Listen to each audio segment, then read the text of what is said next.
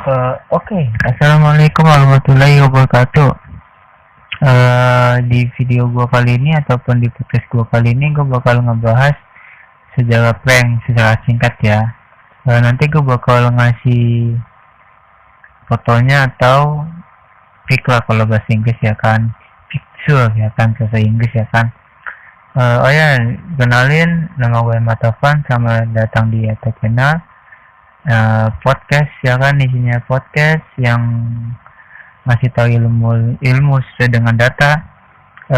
Kali ini gue bakal ngasih sejarah prank ya, yang tadi gue udah ngomongin di awal. Cuman nanti kurang sejarah sih gue bilang. Mungkin bisa dibilang asal usulnya mungkin. Oke, jangan lupa like, comment, dan subscribe channel gue. Oke, lanjut. Yang pertama, menurut prank itu menurut etimologi, prank itu adalah namanya particle jokes, jokes ya, jokes. Gue bilang jokes itulah. Cuman sebelum nama ini ternyata ada lagi sebelumnya, namanya jadi craft joke ya kan. Nah, ada yang berpendapat bahwa si prank ini sama Primop ini sama gitu loh di sisi budayanya. Cuman yang gue bingung ataupun yang gue masih bertanya-tanya, lu bilang sama di mananya, posisinya di mana? Kalau misalkan sama di bercandaannya, is okay, itu masih sama. Nah, kalau misalkan lu posisinya di kondisi bulan ataupun tempat ataupun waktu, itu berbeda. Kalau prank itu bisa kapan aja. Kalau api mop itu hanya di bulan April. Selama itu bulan April, itu masih kena api mop gitu. Nah, terus ternyata ada seorang tokoh ya kan, seorang legend literatur, dia asal Inggris ya kan, namanya Keuker ya kan. Dia menulis kisah tentang beban akal yang mengoceh orang-orang yang menambahkan tanggal di bulan Maret sampai tanggal 32 hari. Ada yang berpendapat bahwa si Kiai ini atau beliau ini menambahkan bulan atau menambahkan hari itu 32 bukan 31, karena itu untuk mengundang jadi jatuhnya jamuan lah gitu loh buat tanggal 1 April ini gitu loh. Itu pendapat pertama. Kalau kedua, ada yang bilang itu ini versi lain ya, atau pendapat lain ya. Api mop itu lahir pada abad 16 itu, di saat kalender Gregorian. Nah, di saat abad itu ternyata masih pakai kalender Julian gitu loh, bukan kalender dibikin oleh Gregorian gitu loh. Nah, akhirnya ya itulah, pada tertipu gitu loh. Terus mereka nggak sadar kalau misalkan kalender di si Gregorian ini ada yang berubah gitu loh, gitu.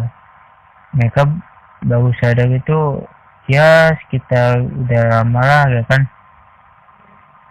sekitar bisa gua berpikir atau gua kira-kira sekitar 5 tahunan setelah si kalender Julian ini udah masa berlakunya udah habis lah gitu loh, gitu. Terus ternyata April Mop ini ataupun si prank ini ternyata udah ada dulu gitu loh. Bukan dulu sih, pada prank yang paling terkenal lah mungkin. Ini masih muda sekitar kan 1900-an lah. Nah, dia tuh siaran TV ya kan, dia ngebocorin teknologi TV ya kan. Nah, dia bilang coba TV lu tutup pakai kain apapun ya kan, tak berubah jadi warna-warni. Dan ya orang yang kalau misalkan nonton pasti bakal ngikut gitu ya, ataupun terhipnotis ya kan dengan kata-kata itu. Ya udah bisa dia praktekin, akhirnya apa? Bohong. Gimana caranya coba? Yang gue tahu kan kalau misalkan kalau mau dibikin TV itu warna hitam putih jadi berwarna, itu kan bagian dalamnya atau bagian kalau di komputer motherboard ya. Si motherboard ini kan harus ada yang diupdate dulu lah, apa yang harus diganti lah gitu loh. Ya masa ya lu tutup kain tuh TV langsung berubah warna-warni, kan lucu gitu loh. Lucu ya kan, itu zaman dulu candanya begitu, masih ya menurut ya masih wajar ya kan gitu loh. Terus ternyata prank itu tertua tuh ada gitu loh. Nih tertuanya itu pada abad atau di tahun 218 sampai 222 ya kan. Dalam beliau ada sebuah arkeolog Australia bernama Warwick Bell mencatat kisah Elagabalus ya kan, yang memerintah yang tadi gue bilang 218 sampai 222 gitu. Nah, beliau ini menulis buku di atau karyanya di Romawi in the Transportation of the Emperor. Nah, beliau ini menceritakan sisi kelamnya Elagabalus. Elagabalus ini memiliki dua sifat atau dua sisi.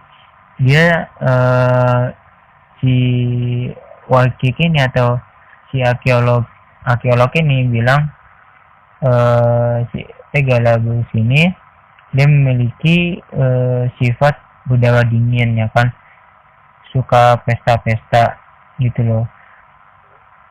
Pernah sekali si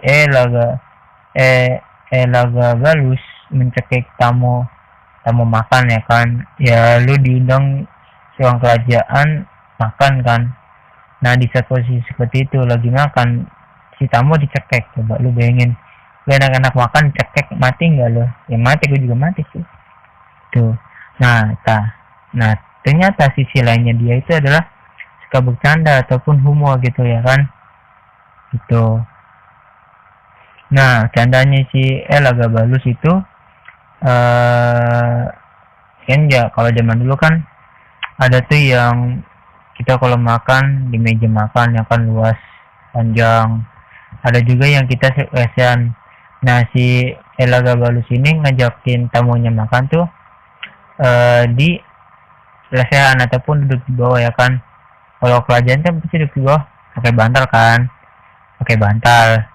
Nah ternyata si Elagabalus ini bilang sama prajuritnya atau bawahannya, nanti kalau ada tamu-tamu duduk di bawah kepesin aja banyak lagi, sorry maksud gue bantalnya gitu. Nah di situ ya si Elagabalus ini punya humor di situ, mengepesin atau ya bikin lubang di bantal itu biar anginnya pada keluar gitu. Terus kisahnya si Elagabalus ini pernah dicatat oleh abad ke-15 dan kutip dari data atau berita atau website ya, Hoax. Ini tulisannya HOAXES.org ya kan. Seorang biawaran Inggris bernama Thomas Beston menggambarkan bagaimana ia membodohi saudara kandungnya sendiri ya kan. Caranya terbilang cerdik gitu. Yang gue baca ini kisah lain dari Elagabalus ini. Ada kisah yang lain lagi gitu loh. Nah ini dari Biawati. Dia ini jaya sekali di abad tersebut. Dari data yang gue baca ataupun dari OXA ini OG dia itu suka membeberkan cara atau tips untuk tidurnya terasa gatal atau membuat daging seperti cacing, ya kan. Kemudian satu lagi yang juga sering dilakukan adalah dengan menempelkan tulisan di belakang punggung orang lain. Kalau yang tahun 1900-an atau 1700-an mungkin ini sering dipakai ya, mungkin ya jalannya gitu loh. Itu prank awalnya gitu loh. Kalau lu pernah ngerasain ya lu tulis komen di bawah aja gitu lah. Itu. Nah, semakin lama berkembang, ya akhirnya sampai sekarang jadi nikmatin gitu loh, jadi konten juga, cuman ya kontennya nggak mendidik gitu loh, gitu. Oh ya, mungkin di lain waktu ataupun di podcast selanjutnya gue bakal ngebahas yang video orang lagi bengong, ya kan. Gue bakal ngebahas itu, tapi ya mungkin bakal kena copyright atau gimana. Cuman gue bakal ngebahas nggak usah pakai gambar, gue bakal ngejelasin pendapat gue kenapa si orang ini yang bengong ini, kenapa dia bengong 2 jam nggak ngapa-ngapain, ya kan, gitu. Oke, itu aja sih dari gue. Jangan lupa subscribe channel gue. Oh ya, nanti gue bakal masukin kok gambar-gambarnya yang gue dapetin, oke? Ataupun data gue dapetin, biar lo bisa ngebaca bener apa enggaknya ya terserah lo.